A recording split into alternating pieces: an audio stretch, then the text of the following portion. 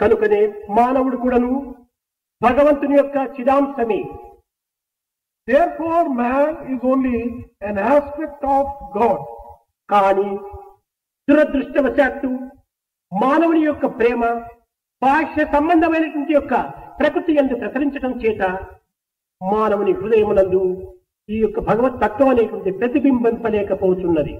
But unfortunately, man is channelizing that love towards the worldly and external objects, and therefore his heart is dried up with the experience of divinity.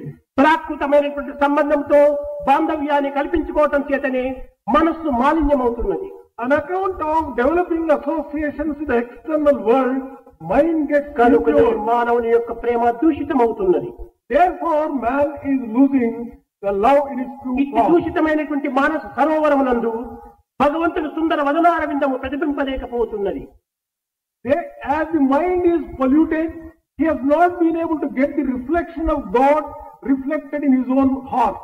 ఏనాడు మానవుని యొక్క ప్రేమ పరమాత్మల వైపున ప్రసరించునో, దివ్యత్వం వైపు ప్రసరించునో, ఆనాడే ఈ భగవతత్వం అనేటువంటిది సుక్షేమంగా సుశిక్షితంగా తనకు ప్రతిబింబింపచేస్తుంది. When man channelizes his love towards divinity, he would be able to get a pure experience of divinity which is inherent. కదిలే జలములో ప్రతిబింబమైన చంద్రుడు కదిలినట్టుగా ఉంటుంది.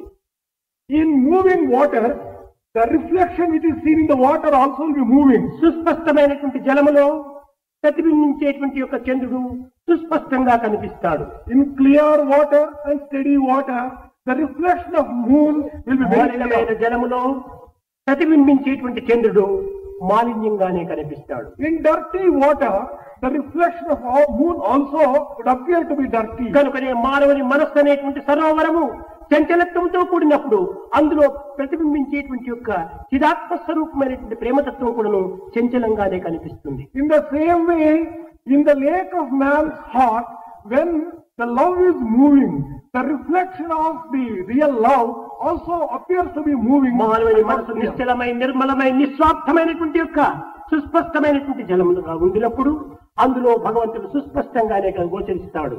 If man's heart can be steady, clear and pure, the divinity's reflection also will be pure and clear. కానీ ఈనాటి మానవుని యొక్క మనస్తత్వము అనేకత్వమైనటువంటి యొక్క ప్రాకృతమైనటువంటి యొక్క భావముల చేత కూడి ఉండటం చే ఇది మాలిన్యమైపోతున్నది. Today's man's mind is becoming dirty and polluted because he is associating his mind సర్వత్రా ఉండినటువంటి భగవతత్వం అయినప్పటికీ తన మానస సరోవరమునందు ఏమాత్రం కూడా ప్రతిబింబలేకపోతున్నది.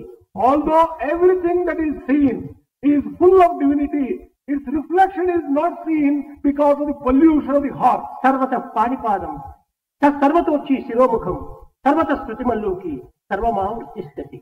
సర్వంతర్యామి అనే భగవతత్వము తన ఎందు మాత్రమే లేదు.